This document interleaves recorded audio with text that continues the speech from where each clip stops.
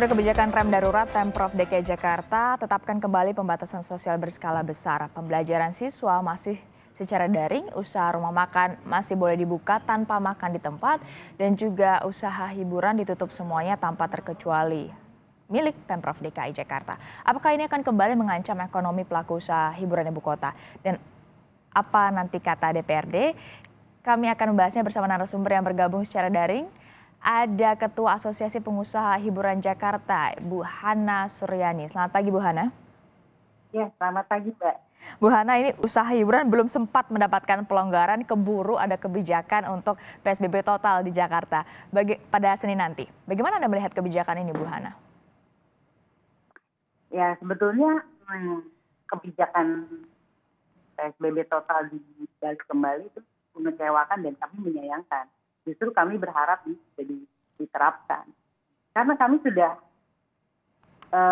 hal ini sudah kami prediksi akan terjadi.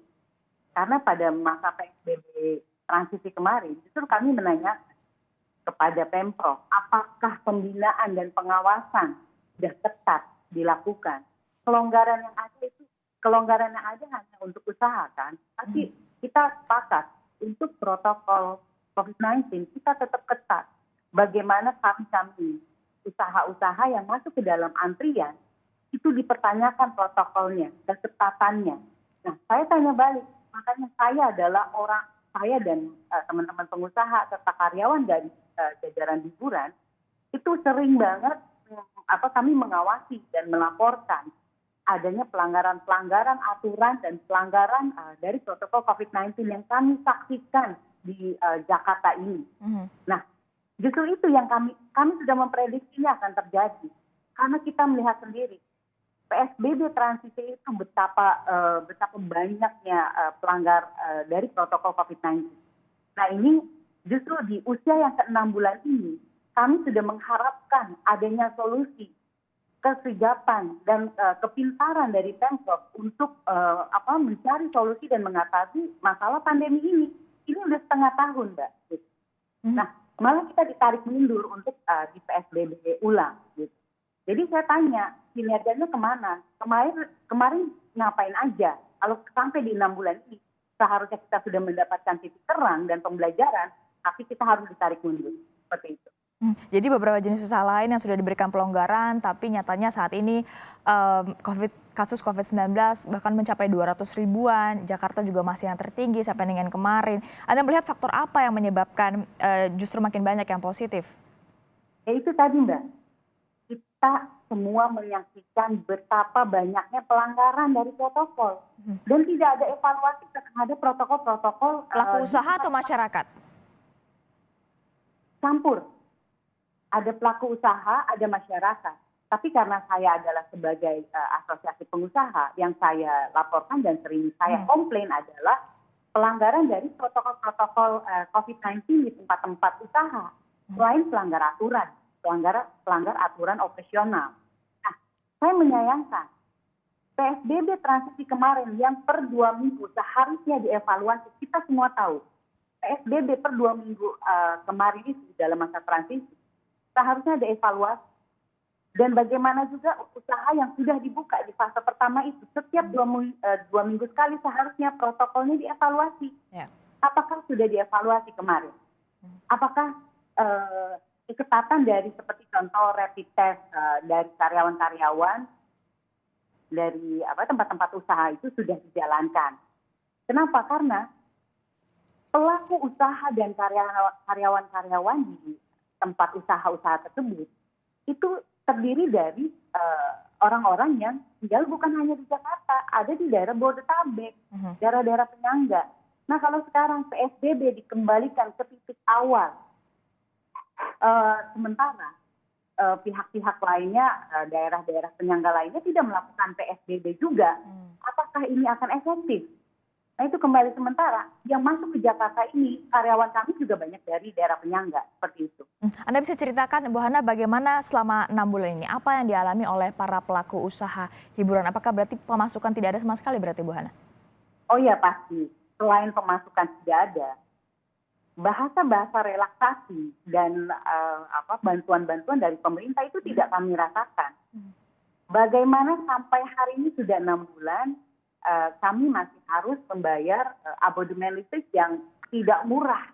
Itu mahal sekali, belasan juta. Abodemen listrik, reklame yang kami masih harus bayar, sementara reklame itu tidak kami pakai. Tempat kami tutup, tapi kami masih harus membayar. Apabila tidak membayar, kita ditutup, disegel dan dikenakan denda.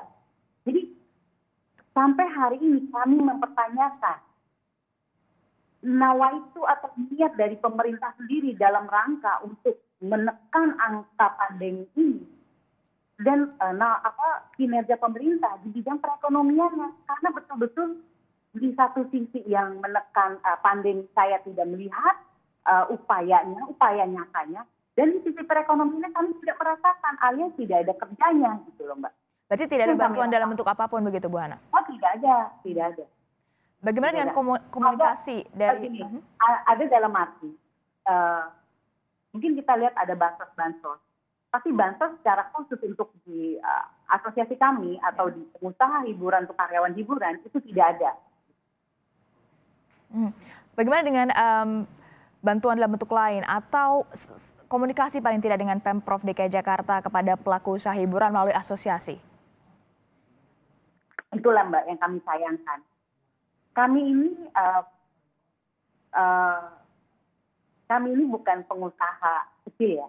Kami ini kontributor, salah satu kontributor terbesar untuk PAD. Sampai terakhir kami melakukan demonstrasi sendiri di di balai kota terakhir. Itu sampai hari ini tidak ada bentuk rangkulan, sentuhan, atau kami dipanggil, saya dipanggil untuk kita berdialog, berdiskusi bagaimana menanyakan permasalahan-permasalahan yang terjadi di industri kami. Seperti itu tidak pernah ada Mbak. Sampai yang saya miris juga adalah tuduhan atau asumsi-asumsi apabila usaha hiburan itu dibuka akan mengakibatkan klaster baru di industri hiburan karena dianggap protokolnya tidak ketat atau lemah. Nah, saya menyayangkan kenapa sudah ada asumsi dari pemerintah bahwa protokolnya lemah, tapi tidak ada upaya dari Pemprov melalui dinas-dinasnya untuk melakukan atau mengevaluasi simulasi dari protokol-protokol kesiapan dari teman-teman pengusaha. Itu tidak ada sampai 6 bulan ini, tidak pernah ada bahasa untuk duduk bersama, membahas protokol dan mengevaluasi.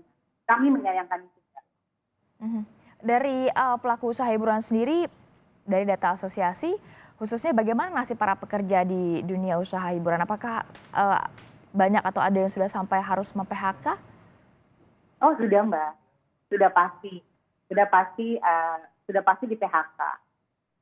Kalau perusahaan-perusahaan kecil dari awal sudah mem-PHK, dan perusahaan besar itu hanya bertahan kemarin 3 bulan saja bisa masih merumahkan karyawan dengan memberi gaji pokok gitu. Nah tapi kalau setelah itu sudah betul-betul kami tidak ada daya lagi, otomatis bangkrut ya, gitu. Karena masih ada biaya sewa yang berjalan terus, belum lagi kita harus bayar tadi abodemen listrik, reklame, dan lain-lain. Masih banyak sekali Mbak beban kami. Jadi bagaimana pelaku usaha hiburan ini bertahan, Bu Hana? Kami juga tidak bertahan Mbak. Kalaupun usaha hiburan nanti dibuka, kemungkinan sudah banyak sekali juga teman-teman yang tidak buka usahanya. Sudah bangkrut lah ya. Bu Hana, kalau Anda bisa memberikan masukan kepada Pemprov DKI Jakarta, dari asosiasi sendiri, menurut Anda kebijakan apa yang paling tepat untuk diambil? Kebijakan yang paling tepat adalah ketatkan pembinaan dan pengawasan, tingkatkan pembinaan, ketatkan pengawasan, tegaskan pengawasan, lakukan tindakan yang tegas tanpa pandang bulu kepada siapapun yang melanggar aturan untuk protokol COVID-19. Itu tidak ada tawar-menawar. Tapi kalau kita lihat bagaimana setelah PSBB transisi itu dilakukan, apakah masih ada pos-pos penjagaan seperti pada saat PSBB total? Tidak ada. Jadi kelonggaran ini betul-betul terjadi untuk protokol juga kalau saya lihat. Seharusnya pada masa PSBB transisi, kelonggaran itu ada di kelonggaran di bidang perekonomian. Jadi usaha-usaha yang memang dianggap aman dan siap menjalankan protokol itu dibuka. Tapi bukan untuk kelonggaran terhadap pelaksanaan protokol COVID ini. Nah, saran saya adalah saya menyaksikan sendiri betapa masih banyaknya, betapa masih masifnya pelanggaran di Jakarta ini dan lemahnya pembinaan. Jadi kalau sekarang kita tiba-tiba langsung PSBB total lagi, saya mempertanyakan upaya-upaya yang tadi seperti pembinaan dan pengawasan, kenapa tidak dilakukan? Akhirnya kan kami kena imbasnya seperti ini. Pembinaan seperti apa yang diharapkan oleh asosiasi sendiri? Oh banyak Mbak. Pembinaan dalam arti tadi saya bilang untuk tempat-tempat usaha yang sudah buka, tolong dilakukan controlling terhadap protokolnya. Apakah protokolnya itu sudah dijalankan? Contoh, apakah karyawan yang ada di tempat-tempat usaha itu sudah betul-betul melakukan steril dengan melakukan rapid test? Atau itu dari usaha yang memang sudah berizin? Kalau kita turun ke bawah, ke level kaki lima, ke level pasar, ke level UMKM, apakah juga sudah dilakukan pembinaan? Saya tidak melihat itu. Kita tidak melihat. Dan juga penindakan yang jelas-jelas. Penindakan juga itu tidak rata. Tidak rata, tidak adil, dan menurut saya tidak tegas. Kenapa? Karena setelah ditegur, setelah dipanggil, masih aja besoknya mereka seperti itu lagi. Jadi harus ada tindakan tegas, keputusan tegas untuk membuat gerak para pelanggar protokol itu. Seperti itu. Anda juga sempat mengatakan, bahkan sempat melaporkan itu, responsnya seperti apa setelah Anda laporkan? Ya, banyak Mbak. Saya sudah melaporkan ke dinas terkait juga gitu. Dan mereka memang sudah memfollow up juga. Tapi ya, kemudian masih saja terjadi dengan marak, dengan masif, laporan-laporan dari karyawan-karyawan kami, laporan dari teman-teman di luar sana pengusaha melihat sendiri bagaimana pelanggaran itu masih banyak terjadi. Nah ini saya menyayangkan. Saya yang siap menjalankan protokol sampai saya menawarkan diri untuk kesiapan di usaha kami. Untuk pengunjung-pengunjung kami itu semua siap di rapid test. Kami sampai menawarkan itu. Jadi sterilisasi tempat usaha dari karyawan steril, pengunjung steril itu kami siap menawarkan dan kami siap diperintah. Tapi kami menyayangkan sampai hari ini tidak ada siapapun pejabat negara, baik di bidang Satgas COVID, bahkan juga di bidang perekonomian, yang bergerak dengan niat yang memang betul-betul nyata. Yaitu tadi menekan angka pandemi dan kedua adalah membuat perekonomian ini bergerak lagi. Karena secara kehidupan kami sudah mati sekarang. Saya secara pribadi kami sudah bangkrut. Di level saya, bayangkan di level karyawan yang sekarang sudah tidak punya rumah, tidak bisa makan, tidak bisa membayar kebutuhan hidup. Nah, ini ada challenge, sorry Mbak. Ini saya tambahkan. Challenge dari pesan dari karyawan-karyawan kami dan teman-teman pengusaha kami adalah mohon kepada semua pemangku kebijakan apabila akan berbicara dan mengambil sebuah kebijakan, tolong Anda merasakan dulu di posisi kami. Bagaimana Anda tidak makan dulu 3 hari, bagaimana Anda tidak punya tempat tinggal, dan Anda tidak punya penghasilan. Baru Anda membuat kebijakan. Oke, pengawasan dan pembinaan ini yang menjadi penting agar tidak ada lagi pelanggaran. Terima kasih Ketua Asosiasi Pengusaha Hiburan Jakarta, Bu Hana Suryani, atas waktu di Sapa Indonesia Akhir Pekan. Salam sehat selalu, Bu Hana.